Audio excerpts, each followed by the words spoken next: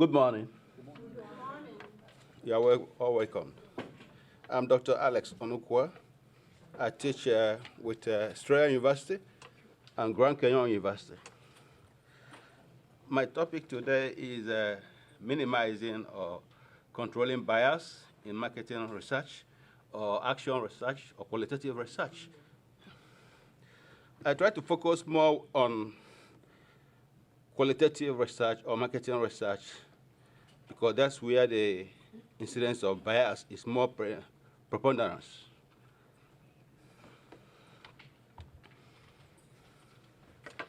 This author defined research as any factor or situation that can cause deviation from arriving at facts and figures.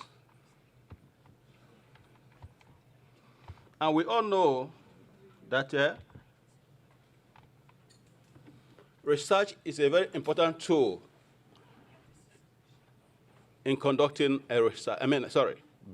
Research is a very important tool in conducting or marketing research. And however, bias is an element that has continued to rear its head, ugly head, to the extent that the question is not whether there will be bias, but the question is what extent or what the percentage of research bias involved in any research, any qualitative research. That's why most authors or most researchers, you see them giving confirming the percentage of error. And suffice to say that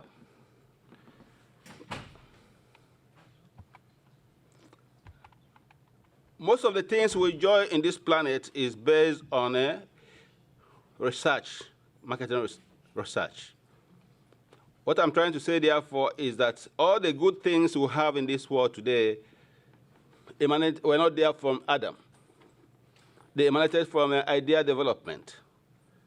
And therefore, research is very, very important and very, very sustainable.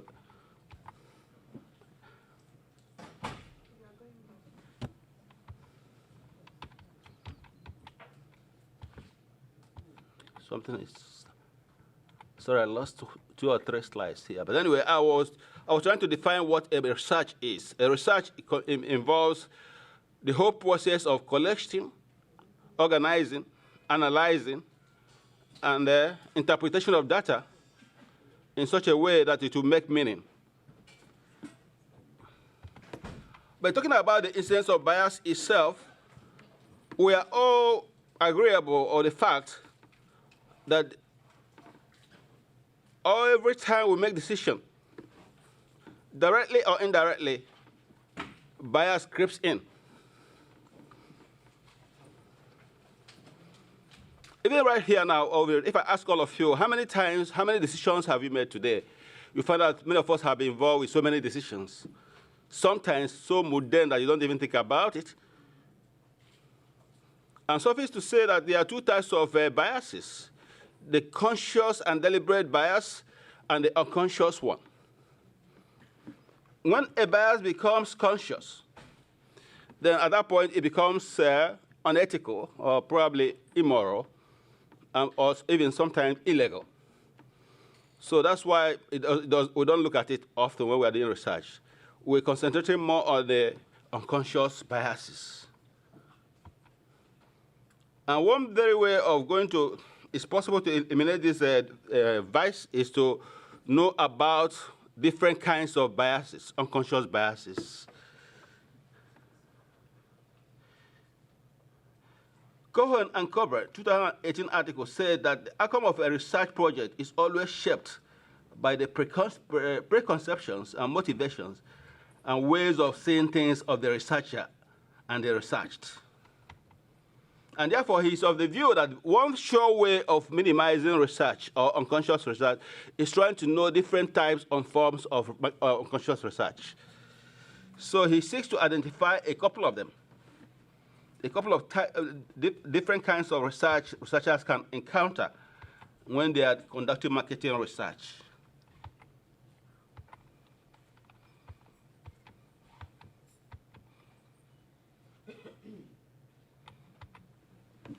I seek to make some little illustration on the board.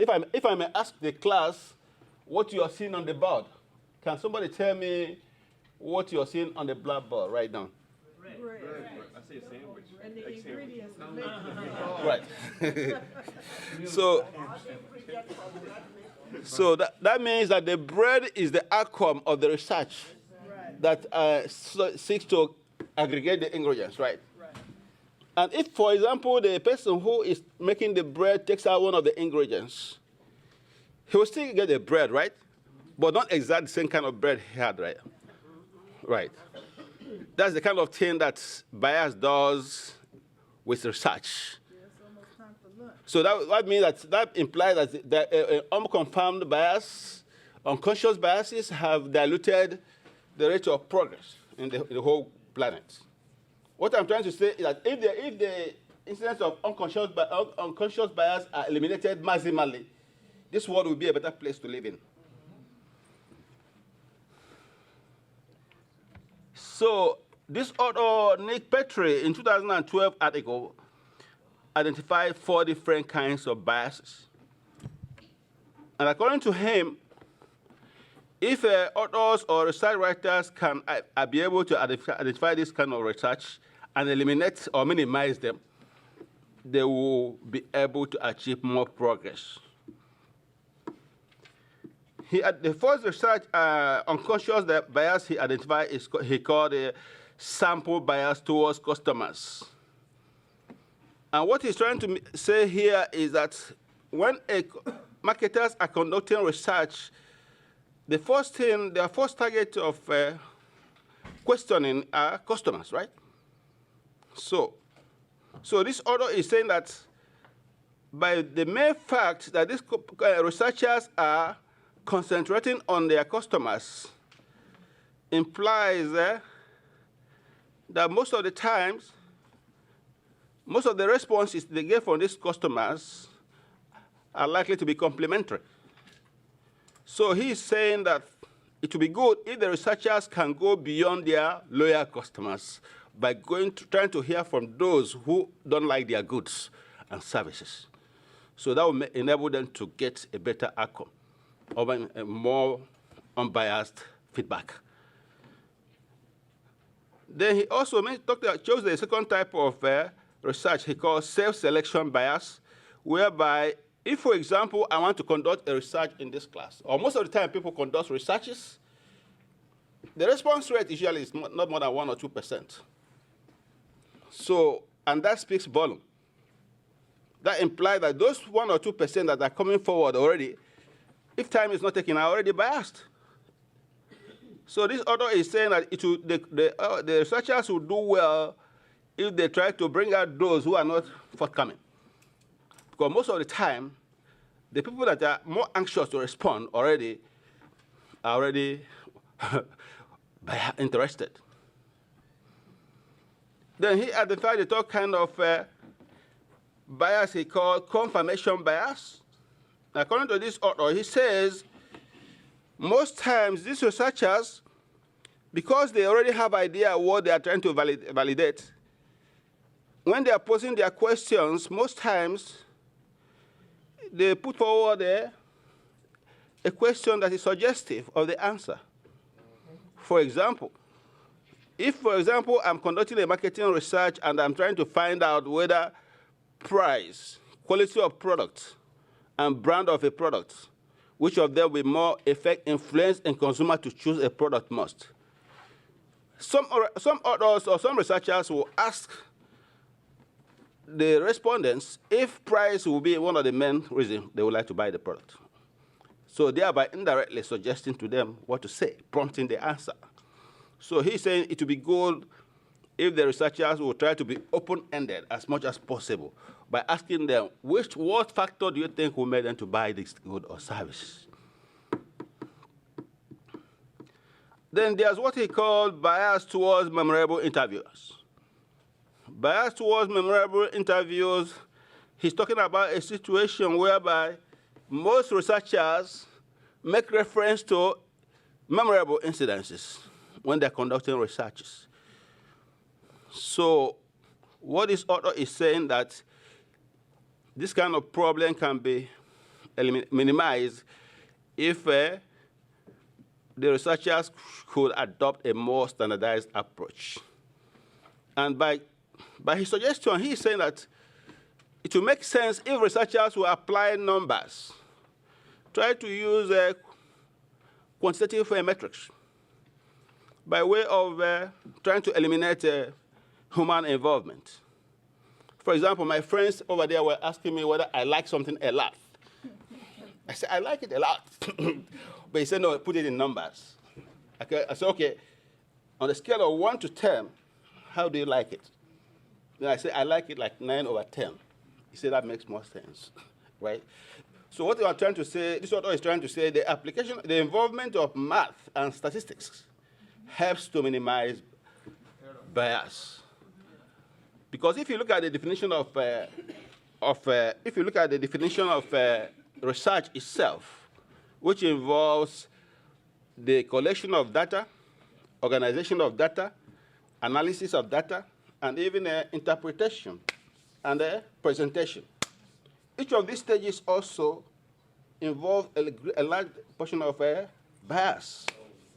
From the idea of collecting the data, the researchers will choose what to collect or not. To the point they were organizing it, they bring up those items they would like to hear first because they know what to validate. So therefore, what this guy is saying is the application of statistics and math or numbers or quantitative metrics will help to eliminate bias. Then we have Sofra and Pratt in 2016 article articulated also different kinds of biases.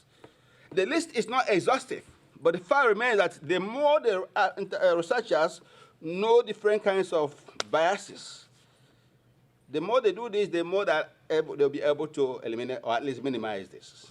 So this author identified what he called conformity bias. By conformity bias, he's talking about, like I said, when researchers already know the answer to a question. And most times, he's talking about situations whereby most respondents would like to go with the crowd, what they call a bandwagon effect. They like to conform with their peers. So that, but he's saying it's not all the times the majority have the correct answer. So he's saying that it's good if the researchers can make well to look beyond the crowd and know what actually is the facts and figures. Then there's what he called BT bias. He gave an example of a situation whereby 80% of Nigerian American chief executives are between the height of 6 feet to 6 feet tall. So he said that based on that number of 80% of the chief executive being 60 feet tall does not represent the representative sample of the American population of those who are 6 feet height, that the percentage might not be up to 10 or 15%. So that suggests that most of these researchers or most of these interviewers or hirers have already made up their mind on how a chief executive should look like. Okay? So he said that in real terms, does not suggest that those who are taller are more intelligent or likely to solve human problem more than those who are taller. Yes. Have a question? No, you have 2 minutes. 2 more minutes? Okay. Okay. Okay. Okay. To present. Okay. Right. Then there's what he called the halo effect.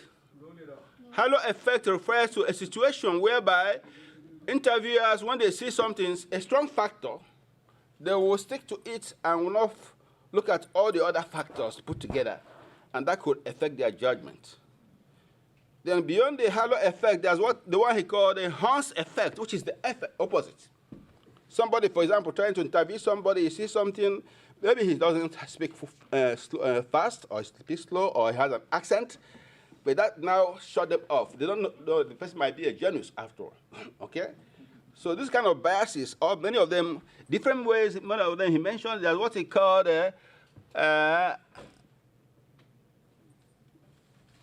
contrast effect, where researchers, when they have, most times, people are trying to compare something with something based on their experience.